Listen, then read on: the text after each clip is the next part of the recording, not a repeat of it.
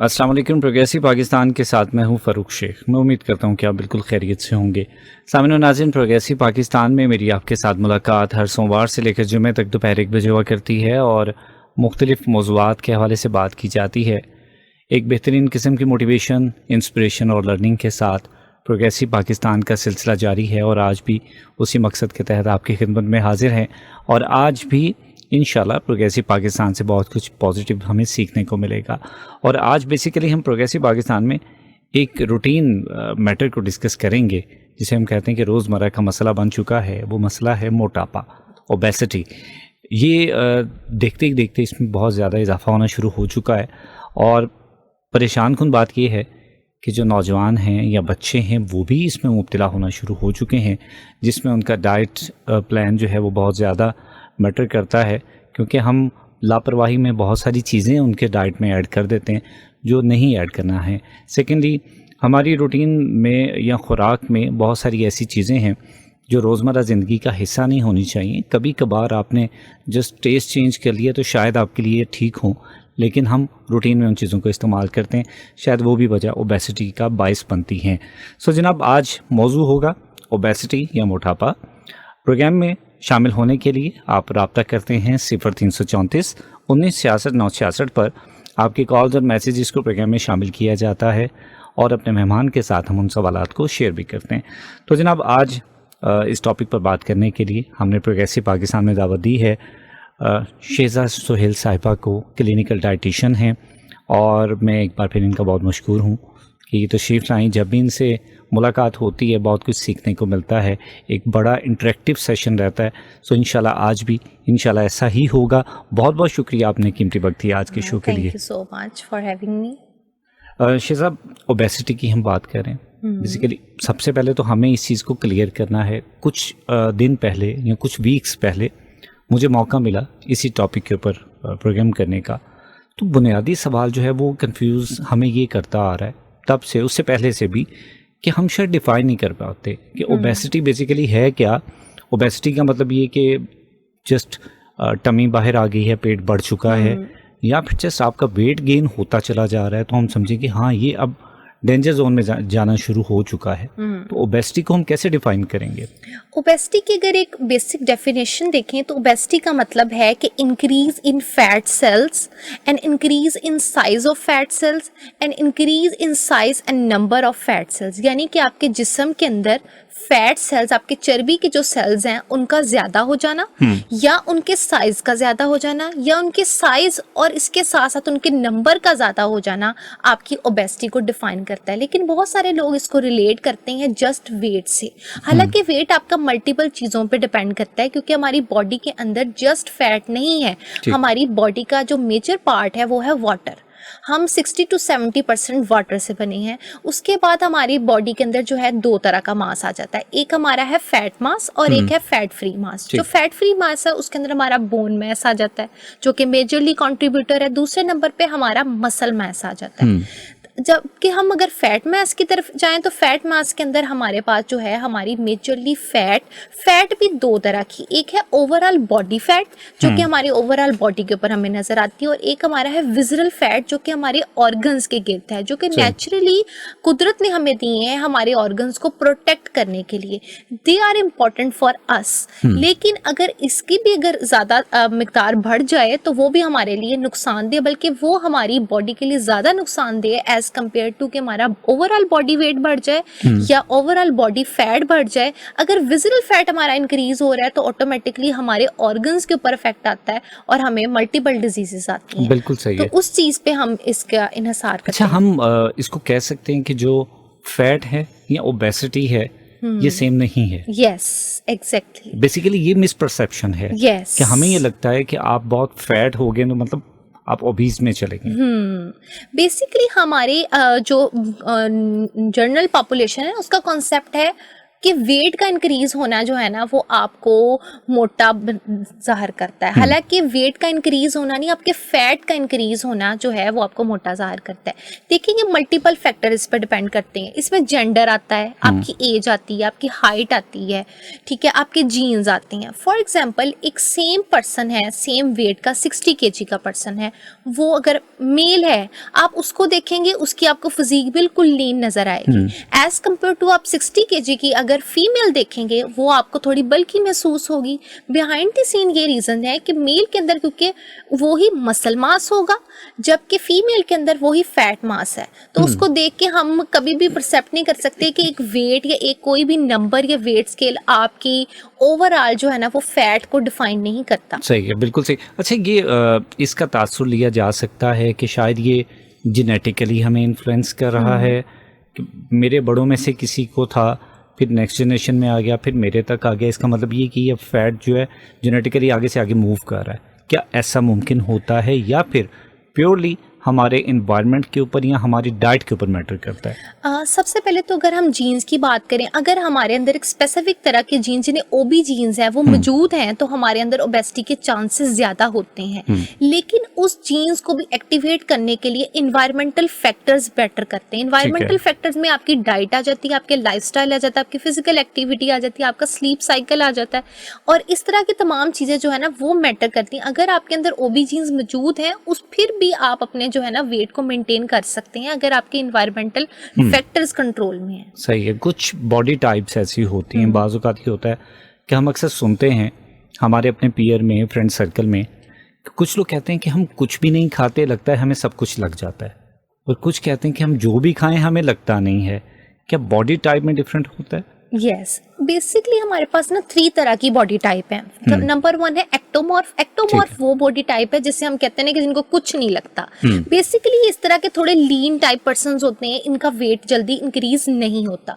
दूसरे नंबर पे हमारे पास आते हैं मीजोमॉर्फ। मीजोमॉर्फ पर्सन है जो कि बड़े ये आइडियल पर्सन्स होते हैं, जल्दी इनका वेट चला भी जाता है, जल्दी इनको आ भी जाता है, ये मसल मास बहुत जल्दी गेन कर लेते हैं, फिजिकली भी बड़े एक्टिव होते हैं, ये वो ब्लेस्ड पर्सन्स है। फिर दूसरे नंबर पर हमारे पास जो तीसरे नंबर पे जो हमारी कैटेगरी आती है वो है एंडोमॉर्फ की। एंडोमॉर्फ कैटेगरी आजकल मोस्ट कॉमन है। ये वो तरह के लोग हैं जिनको जिसे कहते हैं पानी भी लगता है, क्योंकि इनके अंदर नेचुरली ये टेंडेंसी होती है ज्यादा फैट को स्टोर करने की, तो इस वजह से इनकी बॉडी में जल्दी जो है ना वो फैट स्टोर होती है। अच्छा, रूटीन में क्या कोई मखसूस गलतियां हैं जो हम करते हैं जिसकी वजह से हम ओबेसिटी की तरफ चले जाते हैं? क्योंकि अमूमन ये होता है कि लाइफ रूटीन में चलती जा रही है, चलते चलते एकदम से चेंज आना शुरू हो गया। अब वो चेंज या तो कोई स्पेसिफिक मिस्टेक्स हैं हमारी डाइट में, हमारे साइकिल में, लाइफ साइकिल में, स्लीपिंग साइकिल में, कहाँ पर हम गलती करते हैं और अमूमन क्या गलती करते हैं जो ओबेसिटी का बायस बन जाती है? अच्छा, जब भी हमारे लाइफस्टाइल की बात करें तो इसमें 3 फैक्टर्स काउंट होते हैं। नंबर 1 आपके न्यूट्रिशन, नंबर 2 आपकी फिजिकल एक्टिविटी, एंड नंबर 3 आपका स्लीप साइकिल। अगर इनमें से किसी भी जगह पर किसी किस्म की मिस्टेक पाई जाती है तो वो ऑटोमेटिकली आपको अफेक्ट करती है और आपको ओबेसिटी की तरफ लेकर जाती है। जैसे कि अगर हम न्यूट्रिशन की बात कर दें, आमतौर पर लोग समझते हैं कि जस्ट जंक खाना या फास्ट फूड खाने से ही वेट हमारा इंक्रीज होगा, और हमने उनको ना एक मेजर कल्प्रिट बना दिया। इवन रोटी चावल बहुत ज्यादा ये हमने उसको कल्प्रिट बनाया हुआ है कि ये बहुत ही बुरी चीज है, ये सब कुछ है, इस तरह उसमें किया। जबकि हम जो है अपनी डेली लाइफ में स्पेसिफिकली जो स्नैकिंग है उसमें इस तरह की फूड का इस्तेमाल कर रहे होते हैं जो कि अनइंटेंशनली बहुत ज्यादा कैलोरीज वाली फूड होती है, और हम उसका इंटेक करते हैं और उसको हम कंसीडर ही नहीं करते अपनी कैलोरीज के अंदर। हमारे लिए सिर्फ कंसिडरेशन हमारे मेजर मील्स होते हैं कि मैं मेजरली तो सिर्फ रोटी सालन ही खा रहा हूँ, मैं घर का ही खाना खा रहा हूँ, या फिर मैं बहुत कम खा रहा हूँ, या फिर बिल्कुल मैं स्टार्व कर रहा हूँ, मैं कुछ खा ही नहीं रहा, मैंने स्किप कर दिए मील्स, तो फिर मेरा वेट क्यों इंक्रीज हो रहा है? क्योंकि हम इन चीज़ों को नहीं मैटर कर रहे होते कि हमारे जो स्नैक्स हैं, अगर जैसे हम अमूमन स्नैकिंग में क्या होता है, हमारे पास चाय होती है, बिस्किट्स होते हैं, केक रस हो गया, ऐसी चीज़ें, अगर आप उनके पैकेट्स पे उनकी कैलोरीज देखें तो अप्रोक्सीमेटली उनके अंदर 600, 400, 500 कैलोरीज होती हैं, जबकि इतनी कैलोरीज हमारे मेजर मील्स में होनी चाहिए। अगर हम 2 रोटियां खा रहे हैं, साथ में अच्छे खासा सालन खा रहे हैं, तब हमें जाके इतनी कैलोरीज मिलती हैं, और वही कैलोरीज जो हम स्नैकिंग में खा रहे होते हैं और हमें पता हल्का फुल्का सा, जिसे हम कहते हैं हल्की फुल्की भूख में वो खा लेते हैं, लेकिन हमें महसूस नहीं होता कि हमने ये चीजें खा ली है। मेजर मिस्टेक है। बिल्कुल सही है। अच्छा, कुछ हमारी टेस्ट बड्स शुरू से ही ऐसे बने हैं। मैं बाज़ औक़ात जब भी डाइटिशियन मिलते हैं उनसे ये सवाल करता हूँ कि हमारे चूँकि टेस्ट बड्स बचपन से ही बनना शुरू हो जाते हैं और हमारे टेस्ट में वो चीज़ें ऐड होती हैं जो मदर्स या फैमिलीज़ ऐड कर देती हैं और हम पाबंद होते हैं उन टेस्ट को साथ लेकर चलने के। फिर चूँकि हमें वो बता दिया जाता है कि ये चीज़ का टेस्ट इस तरीके का है, तो चॉइस का फैक्टर जो है वो वहाँ तक महदूद हो जाता है। जब हम फैट की तरफ जाते हैं या ओबेसिटी बॉडी में आना शुरू हो जाती है, फिर हमें कहा जाता है कि आप वीट को जो है वो मिनिमाइज कर दें, राइस खाना छोड़ दें। तो बेसिकली ये तो टेस्ट बड्स है, तो अगर इनको छोड़ेंगे तो सरवाइव कहाँ से करेंगे? ऑल्टरनेट में क्या ऐसा होगा? फिर जो चीज़ें ऑल्टरनेट में हमारे पास आती हैं ऑप्शंस में, उनके टेस्ट बड्स नहीं है। So how to manage all? अच्छा, सबसे पहले जब ये बात आती है ना, बड़ा एक कंट्रोवर्शियल ये क्वेश्चन हो जाता है कि क्या चीज़ हमें छोड़नी चाहिए, कि ये चीज़ को, हर चीज़ को हमने कल्प्रेट बना लिया। पिज़्ज़ा नहीं खाएं, पास्ता ना खाएं, फलाना चीज़ नहीं खानी, ये नहीं करनी, हर चीज़ को हमने ना बड़ा कंट्रोवर्शियल चीज़ों में कर दिए। हम लाइफस्टाइल ऐसे नहीं गुजार सकते सारी ज़िंदगी, हम किसी रिस्ट्रिक्ट डाइट पे नहीं रह सकते क्योंकि ये सस्टेनेबल नहीं है हमारे लिए लॉन्ग टर्म में। तो इसलिए अगर आप सस्टेनेबल डाइट की बात करेंगे, इन चीज़ों की बात करें, तो उसके लिए जो सबसे ज़्यादा इंपॉर्टेंट ये होता है कि आप पोर्शन कंट्रोल के अंदर जाएं। आपने वीट खाना है, आप खाएं वीट, लेकिन आपका पोर्शन कंट्रोल होना चाहिए। आपने पिज़्ज़ा खाना है, आप खाएं, लेकिन आपका पोर्शन कंट्रोल होना चाहिए। आप बर्गर खाना चाहते हैं, बर्गर भी खा सकते हैं आप। इवन ऐसे भी हमारे पेशेंट्स हैं जो कि बर्गर और पिज़्ज़ा के साथ भी वेट लूज करते हैं। पिज़्ज़ा और बर्गर फास्ट फूड खा के भी आप वेट लूज कर सकते हैं, ये कोई मेजर इशू नहीं है अगर आपका पोर्शन कंट्रोल है। एक्चुअली हम लोग का पोर्शन कंट्रोल नहीं होता, वो सबसे बड़ा मैटर करता है। दूसरे नंबर पर जो चीज़ है कि हमारी फिजिकल एक्टिविटी नहीं है। आप देखें, हमारे जो इंसेस्टर्स थे वो भी वीट ही खाते थे और वो काफी ज्यादा अमाउंट में खाते होते थे रोटियां, लेकिन फिजिकली एक्टिव थे, तो वो उस कैलोरीज को मेंटेन कर लेते थे। अब ये क्यों हमारे लिए इतना बड़ा कल्प्रिट बनता जा रहा है कि हम उन कैलोरीज को मेंटेन नहीं कर पाते, हम उनको बर्न ही नहीं कर पाते। अच्छा, आपने बहुत बड़ी स्टेटमेंट ये दी है कि पिज़्ज़ा और बर्गर खाने के साथ भी हम अपने वेट को कंट्रोल कर सकते हैं या अपनी ओबेसिटी को कंट्रोल कर सकते हैं। सो आपने जिक्र किया पोर्शन कंट्रोल का। पोर्शन कंट्रोल का बहुत सारे लोगों को नहीं आइडिया होता बेसिकली पोर्शन कंट्रोल है क्या, या फिर हम अक्सर डाइटिशियन की ज़ुबान में एक वर्ड सुनते हैं कि बैलेंस डाइट लें। तो ये बैलेंस डाइट जो है वो कैसे हम बताएं कि भाई रूटीन में ये बैलेंस डाइट होती है, अगर आप अपनी डाइट को, अपने मील्स को मैनेज करेंगे तो उसमें ये चीज़ें ऐड करेंगे। Number 1। Secondly, number of meals को डिफाइन करना बहुत ज़रूरी है कि हमने दिन में कितने औकात में कितना खाना है, ये मैटर करता है, क्योंकि हम उमूमन एक वक्त का खाना छोड़ देते हैं। नॉर्मली ये होता है या तो हम ब्रेकफास्ट करते हैं और सेकेंडली हम रात को खाना खाते हैं, दरमियान में कुछ नहीं खाते, वो एक गैप छोड़ देते हैं। कुछ लोग ये करते हैं कि वो ब्रेकफास्ट नहीं करते, वो दोपहर में खाते हैं और रात में खाते हैं। सो हमें ये भी क्लियर करना है कि नंबर ऑफ मील्स कितने होंगे, वो भी हमें गाइड करें। सेकेंडली जो कंट्रोल या बैलेंस डाइट है वो क्या कॉन्सेप्ट है वो भी क्लियर करिएगा। अच्छा, सबसे पहले अगर पोर्शन साइज की बात करें ना, तो वो डिपेंड करता है आपकी कैलोरीज रिक्वायरमेंट पे कि आपको कितनी कैलोरीज चाहिए। अब कैलोरीज को कैलकुलेट करने का एक फार्मूला होता है, वो है कि BMR multiply by your physical activity. अब BMR किस तरीके से कैलकुलेट करते हैं, उसका एक सिंपल सा फार्मूला है। अगर हम फीमेल्स के लिए करें तो वेट मल्टीप्लाई बाय 22, और अगर मेल्स के लिए करें तो वेट मल्टीप्लाई बाय 24। उसके आप मल्टीप्लाई करेंगे आपका फिजिकल एक्टिविटी। अगर आप बिल्कुल सेडेंटरी हैं तो आपका फिजिकल एक्टिविटी होती है 1।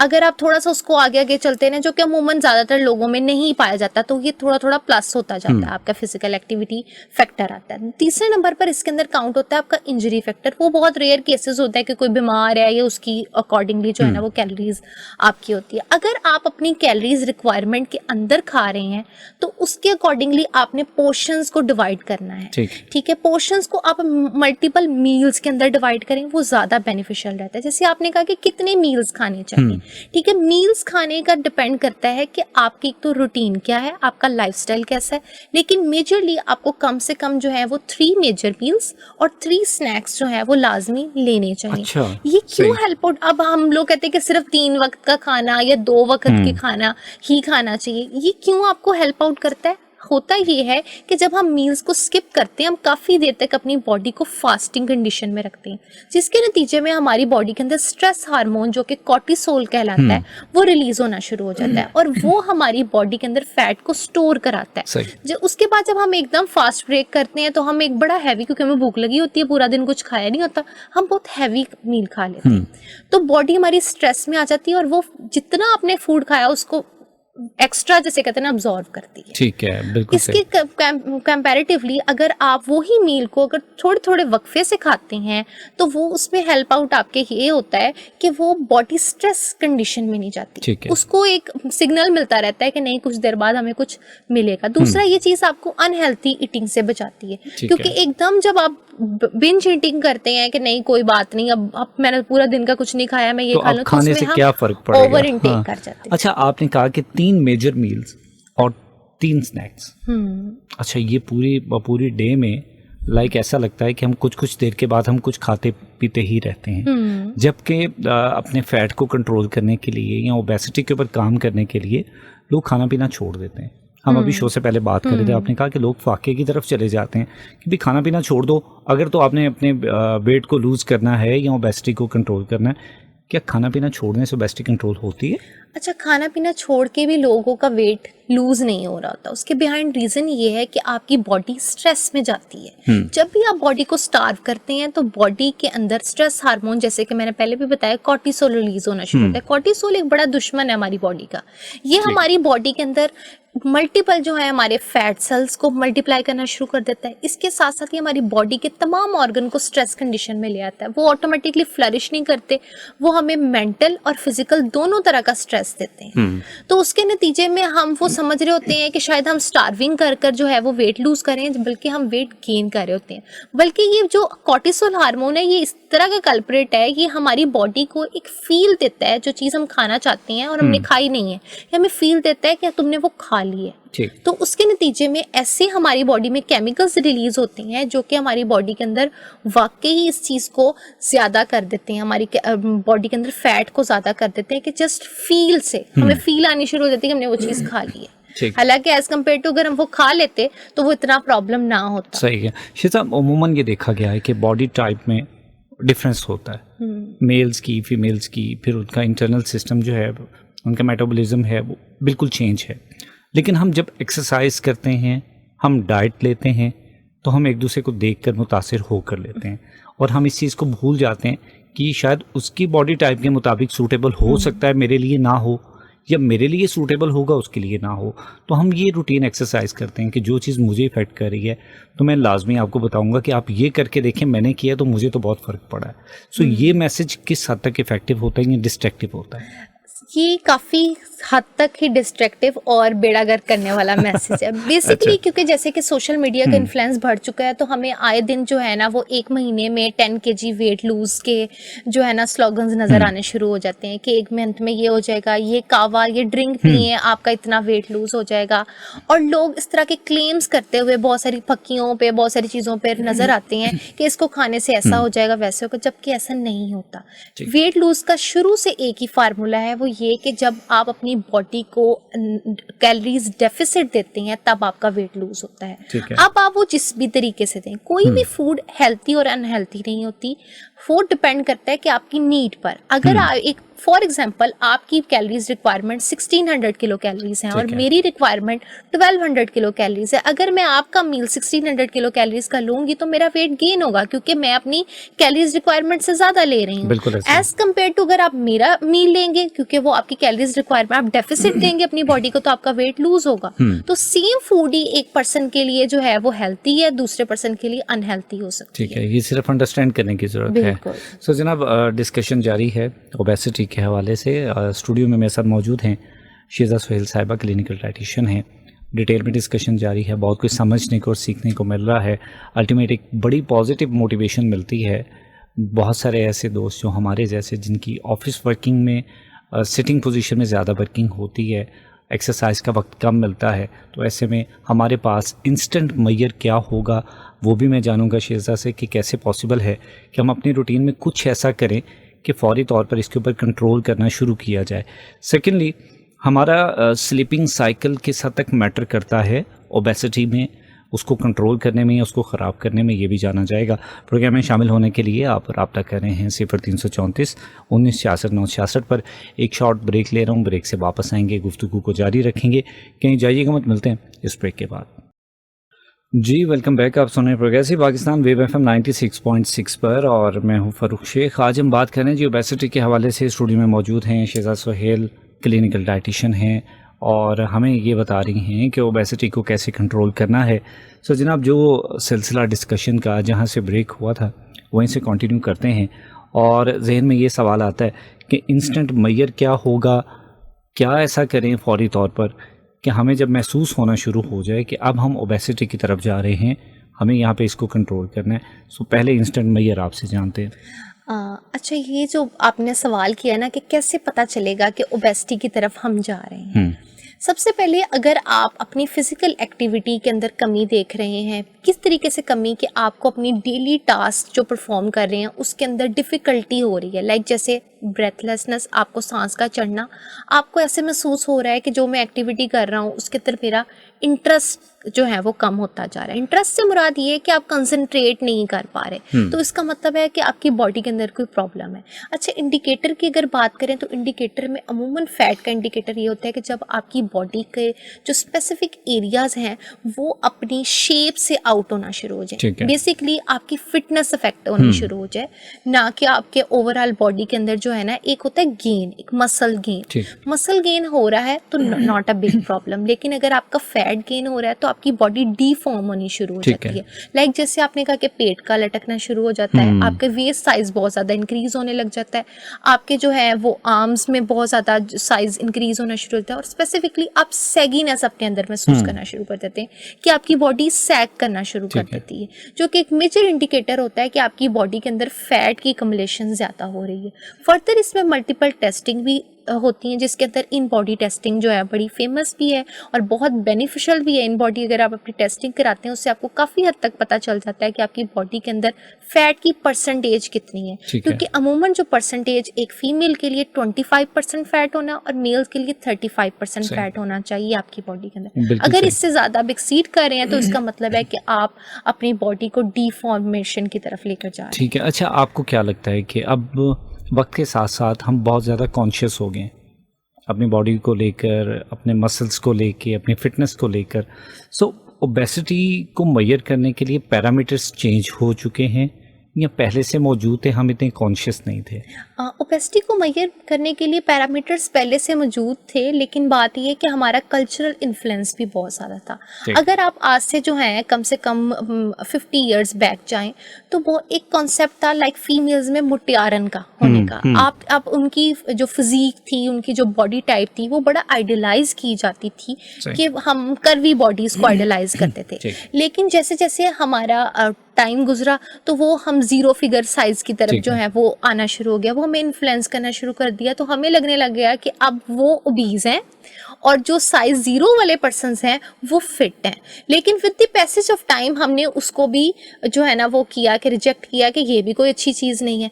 आप जिस कैटेगरी की तरफ जा रहे हैं कि वो मुझे बड़ा अच्छा भी लगता है कि हर टाइप बॉडी की खूबसूरत है, लेकिन अगर आपको वो प्रॉब्लम कर रही है, आपको डिफॉर्म्ड है आपकी बॉडी, तो वो आपकी खूबसूरती को अल्टर कर रही है, तो वो ही ओबेसिटी का जो है ना वो इंडिकेटर है। So बेसिकली स्टैंडर्ड्स चेंज हो चुके हैं जो आपको हर दौर में किसी न किसी तरीके से इफेक्ट करते हैं। सो एक रूटीन इशू ये भी है कि हम लोगों का स्लीपिंग साइकिल चेंज है।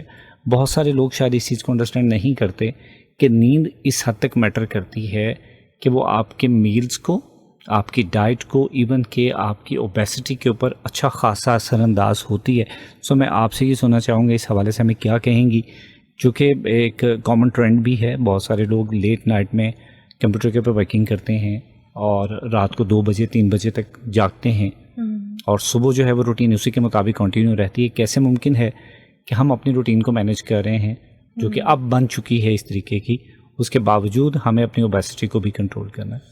अच्छा, स्लीप इंसान के लिए इतनी इम्पोर्टेंट है कि मैं आपको बताऊं कि अगर हम अपनी लाइफस्टाइल या अपनी फिटनेस की तरफ आए तो उसके 3 ही पैरामीटर्स हैं: न्यूट्रिशन, एक्सरसाइज और थर्ड नंबर पर स्लीप इसलिए इतने इम्पॉर्टेंट है हमारे लिए कि हमारी बॉडी को रेस्ट चाहिए रिपेयर होने के ठीक लिए, रिपेयरिंग और रिकवरी के लिए टाइम चाहिए। नेचुरली हमारी बॉडी के अंदर जब हम मतलब रात के टाइम पर सोते हैं तो एक हार्मोन मेलाटोनिन रिलीज होता है जो कि हमारी बॉडी की रिकवरी कराता है। ठीक है। अब जब हम उस टाइम पर सोते नहीं हैं, लेट नाइट सोते हैं, या फिर उस टाइम पे ब्लू लाइट यानी कि कंप्यूटर या मोबाइल वर्किंग या फिर इस तरह की वर्किंग की तरफ जाते हैं, तो हमारी बॉडी के अंदर वो हार्मोन रिलीज ही नहीं होता, जिसके नतीजे में हमारी बॉडी रिपेयर ही नहीं कर पाती, रिकवर ही नहीं कर पाती, जो अल्टीमेटली हमारे मेटाबॉलिज्म को स्लो डाउन कर देता है। फैट ज्यादा एक्यूमुलेट होनी शुरू हो जाती है, फैट जितनी हमारी बॉडी में होती है वो बर्न ही नहीं हो पाती, बॉडी उसको मेटाबोलाइज ही नहीं कर पाती और अल्टीमेटली वो हमें ओबेसिटी की तरफ लेकर जाती है। बिल्कुल सही है। और रूटीन में ये भी हम करते हैं कि हम अपनी फैट को कंट्रोल करने के लिए, ओबेसिटी को कंट्रोल करने के लिए अक्सर ये रुझान देखा गया है नौजवानों में कि एक स्पेसिफिक टाइम फ्रेम डिसाइड किया जाता है और एक्सरसाइज और जिम का रुख हम कर लेते हैं। अब हमें लगता है कि हमारे पास टारगेट जो है वो 15 दिन का है या 1 माह का है और इसके अंदर अंदर हमने इसको कंट्रोल करना है और हैवी एक्सरसाइज की जाती है, जिम की जाती है। अल्टीमेट हम अपनी खुराक को शायद उतनी तवज्जो नहीं देते जितना एम्फेसाइज हम उस जिम या एक्सरसाइज के ऊपर कर रहे होते हैं। सो इन दोनों का मतवाजन होना कितना ज़रूरी है। सेकेंडली, जब हम हार्ड वर्क करते हैं अपनी बॉडी को स्लिम करने के लिए तो अल्टीमेट वो कहीं ना कहीं आफ्टर इफेक्ट्स रखती है या नहीं रखती है। अच्छा, अगर वेट लूज और फैट लूज की बात है तो दोनों में डिफरेंस है। जैसे आपने पहले भी कहा कि मतलब लोग सिर्फ एक स्पेसिफिक टाइम के लिए अपने आप को बाउंड कर देते हैं कि इस टाइम पर हम फिजिकल एक्टिविटी करेंगे और हम अपना वेट लूज कर लेंगे। वो सिर्फ फैट लूज नहीं हो रहा होता, जस्ट वेट लूज होता है। वेट लूज में आपका कौन सा वेट जाता है? Water weight. वाटर वेट जितनी तेजी से जाता है और आप वेट स्केल पर अपना वेट कम देखकर खुश होना शुरू हो जाते हैं कि हमारा वेट तो जा रहा है। अब वाटर वेट जितनी तेजी से गया है उतनी तेजी से बाउंस बैक भी करता है। जब आप उसको छोड़ते हैं, वो क्रैश डाइट को या फिर बहुत ज्यादा जो फिजिकल एक्टिविटी को छोड़ते हैं, तो वो वाटर वेट दोबारा से वापस आता है और जब नेक्स्ट टाइम वापस आता है वो आपकी फैट को स्टबन कर देता है और उस टाइम पर आपके लिए उसको बर्न करना ज्यादा मुश्किल हो जाता है एज कम्पेयर टू कि आप पहले, क्योंकि आपकी बॉडी रेजिस्टेंस में आ जाती है। आप पे उस टाइम पर ना कोई फूड असर करना भी बंद कर देती है। इसीलिए बहुत सारे लोग जो कि पर लॉन्ग टाइम से जो है वो डाइट कर रहे होते हैं, उन पर एक टाइम के बाद आने के बाद वो रेजिस्टेंस बॉडी शो करनी शुरू कर देती है उस डाइट पे। सिमिलरली वो लोग जो कि जस्ट एक्सरसाइज या बहुत हार्ड एक्सरसाइज की तरफ जाते हैं तो बॉडी बहुत जल्दी उसको अडेप्ट कर लेती है और रेजिस्टेंट हो जाती है। फिर आप जब उस एक्टिविटी को परफॉर्म भी करते हैं तो वो आप पे अफेक्ट नहीं करती। ठीक है, बिल्कुल सही। अच्छा, बहुत सारे घरों में हमें ये लगता है कि शायद हर दूसरे घर में कोई ना कोई पेशेंट मौजूद होता है। ब्लड प्रेशर का पेशेंट होगा, शुगर का पेशेंट है, हार्ट का कोई पेशेंट है, खुदा ना खास्ता कोई ना कोई डिजीज़ है।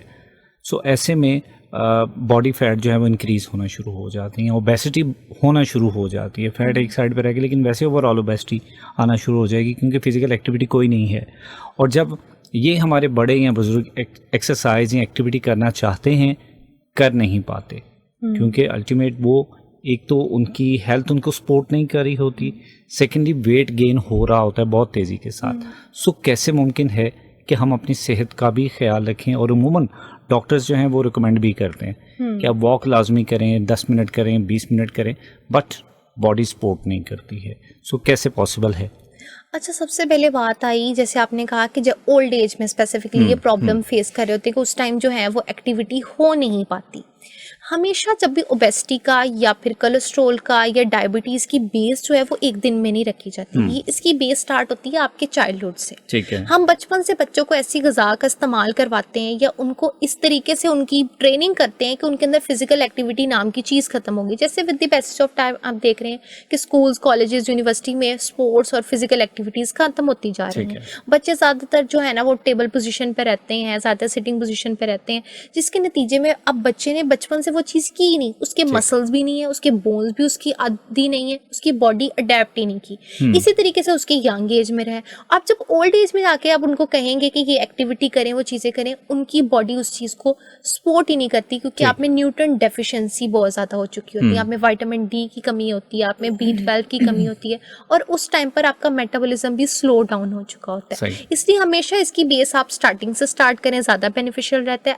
अगर ऐसा पर्सन है जो अब तो जब डैमेज हो चुका है, अब इसको रिवर्स करना चाह ही रहे हैं, तो उसके लिए ये है कि आप जो है ना वो थोड़े स्टेप्स लेना स्टार्ट करें ताकि आपकी बॉडी आहिस्ता आहिस्ता उसमें अडेप्ट हो। फॉर एग्जांपल, अगर आप चल नहीं सकते तो बैठे बैठे अपनी टांगों को हिलाना शुरू करें, ठीक है। फिर आहिस्ता आहिस्ता आप कम से कम 5 मिनट, फिर 10 मिनट और इंक्रीज करें आहिस्ता आहिस्ता इस एक्टिविटी को। सही। बॉडी आहिस्ता आहिस्ता उसको अडेप्ट करेगी। बिल्कुल इस चीज में एक दिन में ही आपने 30 मिनट्स की वॉक कर ली, आप अगले दिन जो है वो क्रैम्प्स को नहीं लेकर कर बैठ जाएंगे और पाएंगे, करेंगे बिल्कुल। नहीं। तो इसलिए स्मॉल स्टेप लें जो कि सस्टेनेबल हो। सही, सबसे पहले अपनी बॉडी को आदी बनाया जाए, उसके बाद जो है उसको रूटीन में शामिल किया जाए। शिजा, बड़े बुजुर्ग वो तो डिस्कस हमने कर लिया, यंग जनरेशन बहुत ज़्यादा मुतासर हो रही है और ख़ास तौर पर बच्चों में इस तरह के बहुत सारे केसेस देखने में मिल रहे हैं कि एकदम से बच्चों में ओबेसिटी बढ़ती जा रही है और शायद उसकी वजह ये भी समझी जाती है कि उसमें जंक फूड बहुत ज़्यादा है, इनटेक बहुत ज़्यादा है। सो मैं इस हवाले से आपकी ओपिनियन लेना चाहूँगा कि आप क्या ऑब्ज़र्व करती हैं कि बच्चों में जो मोटापा है इसके बढ़ने की बुनियादी वजह क्या है, और हम इस चीज़ को अंडरस्टैंड नहीं कर पाते कि ये बच्चा ओबीस की तरफ जा रहा है। हम उसको कहते हैं कि बड़ा हेल्दी है।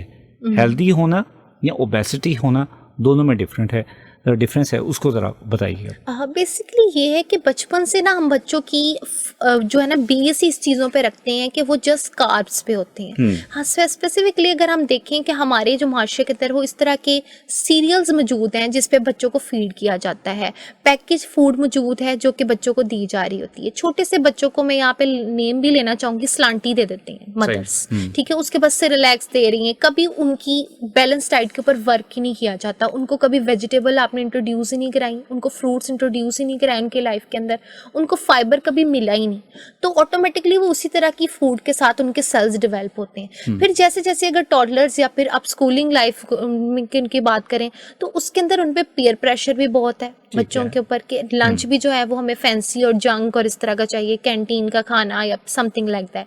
और इसी तरह इसके साथ साथ हमारा सोशल इन्फ्लुएंस भी। हम समझते हैं कि ये कोई बहुत बुरी चीज़ है कि अगर हम लंच बॉक्स कैरी करवा देंगे या हम करेंगे, या फिर जो है हम अब बच्चे ये इस चीज़ को, क्योंकि पेयर प्रेशर होता है कि अगर मेरा फ्रेंड ये खा रहा है तो मुझे भी ये खाना है, तो वो भी एक बड़ी रीज़न है कि बच्चों के अंदर जो है वो ओबेसिटी डेवलप हो रही है। और दूसरा एक और चीज़ है कि हम बच्चों को लाड प्यार में भी बहुत बिगाड़ देते हैं। माएँ यही चीज़, जैसे आपने कहा कि हम कहते हैं ये हेल्थी है, हेल्थी करते करते उसको हम ओबीज बना देते हैं, हमें खुद नहीं पता चलता कि कोई बात नहीं, बच्चा खा रहा है, अनकंट्रोल्ड खा रहा है तो कोई नहीं, बच्चे को रोकना नहीं है, देते रहते हैं उसको, देते रहते हैं, जिसके नतीजे में भी उसकी जो है वो, क्योंकि जितना हमारे हमेशा गट का एक ही सिस्टम है, अगर आप इसको ज़्यादा बढ़ाएंगे तो ये वो उसी गुब्बारे की तरह है कि जिसके अंदर आप हवा जितनी मर्जी भरते जाएंगे एक दिन वो फट जाएगा। ठीक।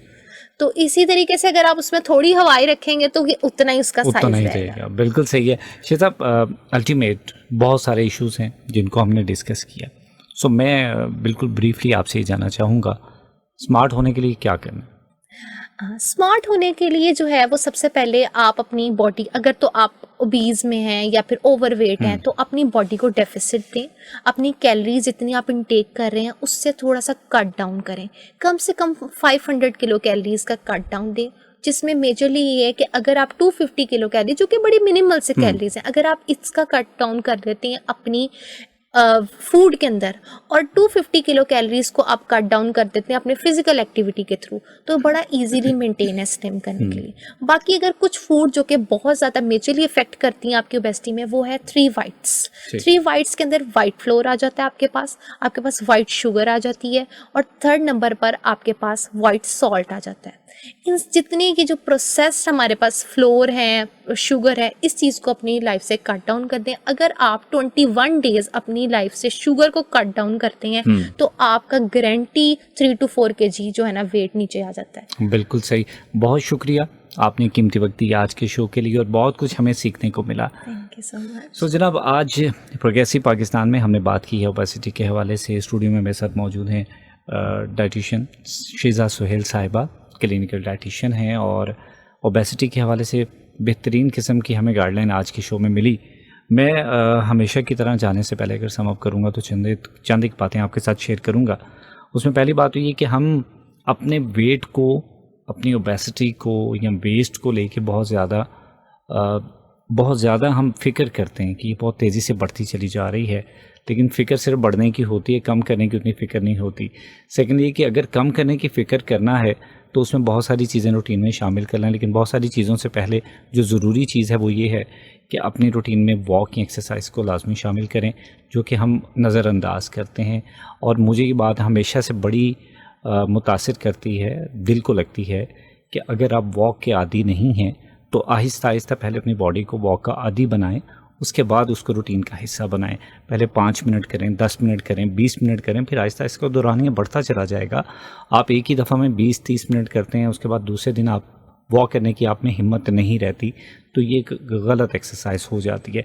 सेकेंडली, जो हम चीज़ों को इग्नोर कर जाते हैं, बाज़-औक़ात हम हैवी मील लेते हैं और हमें लगता है कि शायद ये मैटर नहीं करता, कुछ भी नहीं होता। एक ये नज़रिया है। दूसरा नज़रिया ये है कि जब हमें लगता है कि हमने अपने आप को स्मार्ट करना है तो हम खाना पीना छोड़ देंगे। खाना पीना छोड़ना भी उसका हल नहीं है। और मैं अक्सर ये बात किया करता हूँ कि जब भी हम कहते हैं ना कि हम डाइटिंग करने जा रहे हैं तो इसका मतलब ये है कि हम खाना पीना छोड़ देंगे। डाइटिंग करने का मतलब ये होता है खाना है लेकिन मुतवाज़न तरीके से खाना है। लिहाजा अपने आप को मेंटेन करें, अपनी खुराक के साथ एक्सरसाइज को शामिल करें, तो आपकी हेल्दी लाइफ का जो है ये सफ़र जो है इंशाल्लाह जारी रहेगा। इसी बात के साथ आज के प्रोग्रेसिव पाकिस्तान से मुझे इजाज़त दीजिए। मेरी आपके साथ मुलाकात होगी अगले प्रोग्राम में। तब तक के लिए अपना बहुत सारा ख्याल रखिएगा, दुआओं में लाजमी याद रखिएगा। अल्लाह निगहबान।